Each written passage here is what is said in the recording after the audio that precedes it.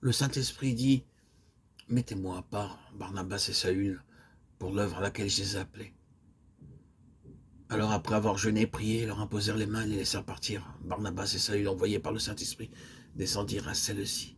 Acte 13, 1 à 4. Il y a une différence entre la puissance du Saint-Esprit comme don et la puissance de l'Esprit qui nous donne la grâce de mener une vie sainte.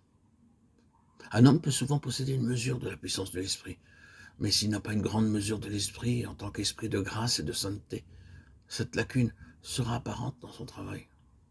Il peut être le moyen de conversion, mais il ne saurait pas aider les autres à s'élever à un niveau plus haut de vie spirituelle. Et quand il viendra à disparaître, une grande partie de son œuvre périra avec lui.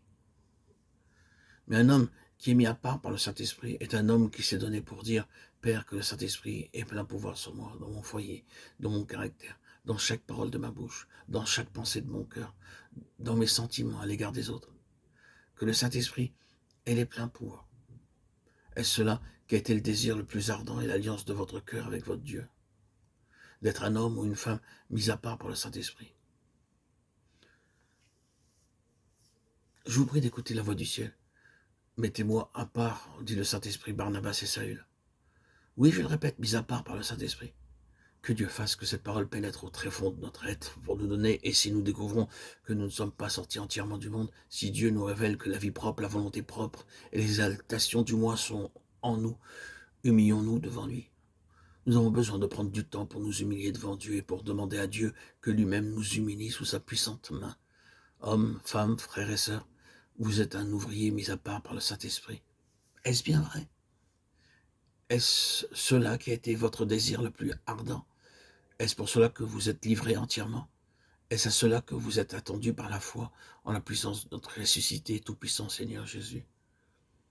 Sinon, voici l'appel de la foi et voici la clé de la bénédiction, mise à part par le Saint-Esprit.